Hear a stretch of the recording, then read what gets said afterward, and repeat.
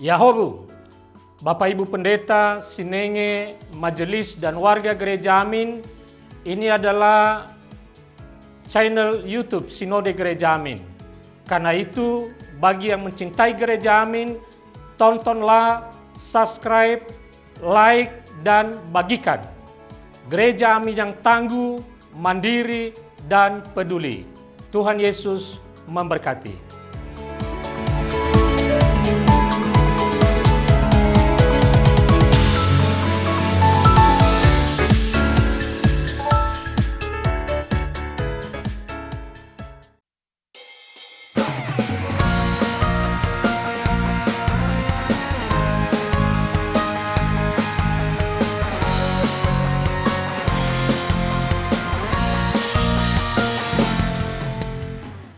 Hai adik-adik terkasih, salam jumpa kembali dalam acara Renungan Kidi bersama saya Kak Santi Manurung. Adik-adik, hari ini Kak Santi mau menyapa dulu ya. Mau menyapa keponakan Kak Santi namanya Joy Selin dan Bonanza. Halo Joy Selin, Bonanza. Yo semangat ya, bangun pagi, jangan bangun kesiangan karena bersiap untuk sekolah. Dan mau menyapa adik-adik sekolah minggu GKI Gria Merpati Mas. Jika ada di antara adik-adik yang juga ingin disapa namanya, adik-adik dapat menyampaikannya melalui nomor WhatsApp ya. Minta papa mamanya untuk ketik di WhatsApp 08 di nomor 0812 8188 9191. Oke adik-adik. Renungan kita hari ini dari Kitab Yunus 4 ayat 2 sampai 11. Namun sebelumnya mau cerita dulu nih ya. Mau cerita dulu. Gimana sih perasaan adik-adik jika misalkan nih ya, papa pergi kerja jauh dan lama. Rasanya kangen ya, rasanya rindu ya. Keponakannya Kak Santi namanya Bonanza pernah nangis waktu papanya pergi kerja, terus lumayan sih ada sekitar 2 minggu baru pulang. Aduh itu nangis hampir setiap malam. Maunya telepon, maunya WhatsApp. Karena dia terbiasa apalagi mau tidur malam, dengerin cerita dari papanya. Nah, Kak Santi mau cerita nih tentang seorang anak yang ditinggalkan pergi oleh ayahnya. Tinggal pergi maksudnya meninggal dunia. Bagaimana ya perasaannya? Mau tahu kelanjutan ceritanya? Yuk kita berdoa ya. Bapa di surga, kami mau mendengarkan firman Tuhan.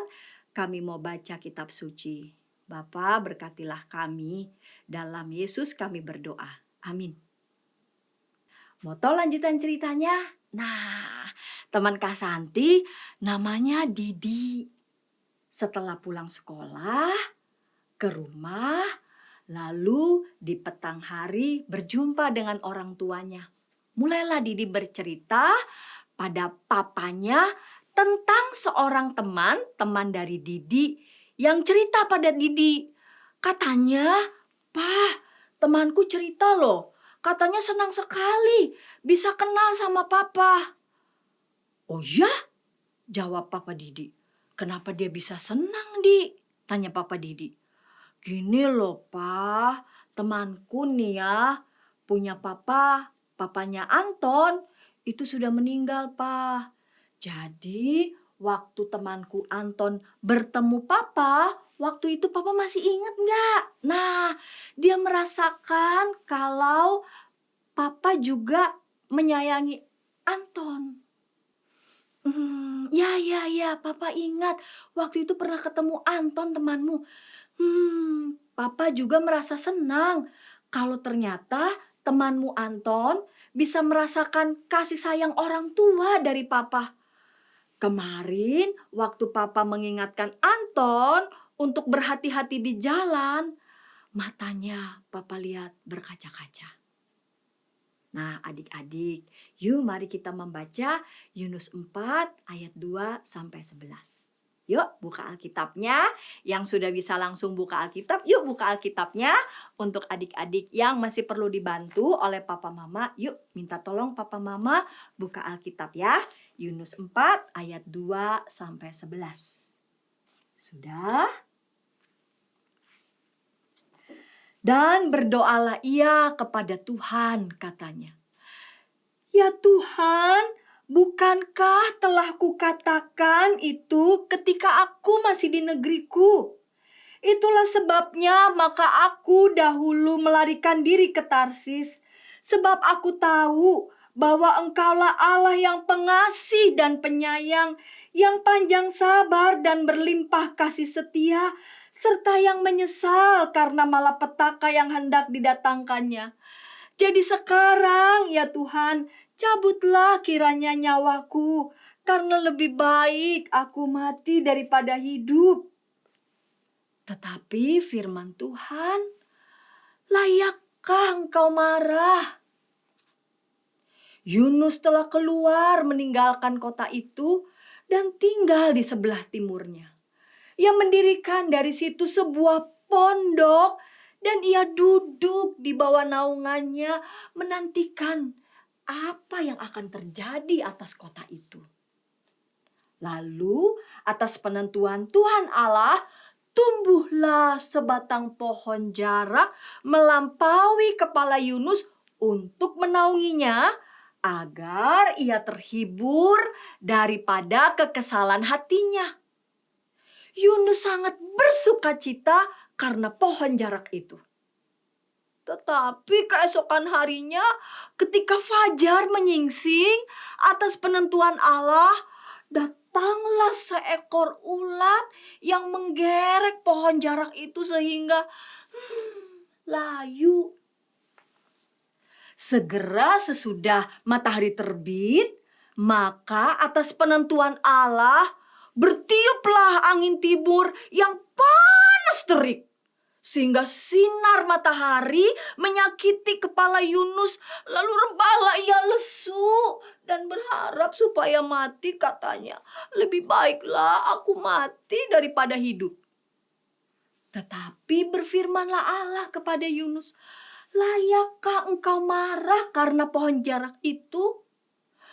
Jawab Yunus, selayaknya lah aku marah sampai mati.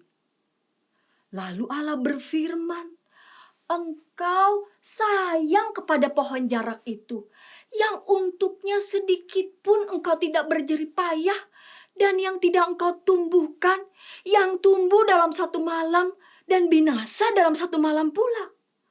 Bagaimana tidak aku akan sayang kepada Niniwe, kota yang besar itu, yang berpenduduk lebih dari 120.000 orang, yang semuanya tidak tahu membedakan mana tangan kanan dari tangan kiri dengan ternaknya yang banyak. Adik-adik, kasih sayang Tuhan itu tercurah ketika Tuhan melihat pertobatan orang-orang Niniwe, sehingga orang-orang Niniwe tidak jadi dihukum. Namun Yunus kok merasa tidak senang ya dengan apa yang dilakukan Tuhan.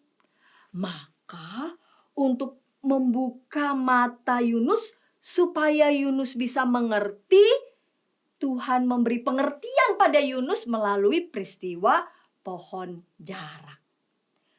Tuhan mau ngomong apa ya sama Yunus? Tuhan mengajarkan kepada Yunus untuk mengasihi siapapun tanpa membeda-bedakan.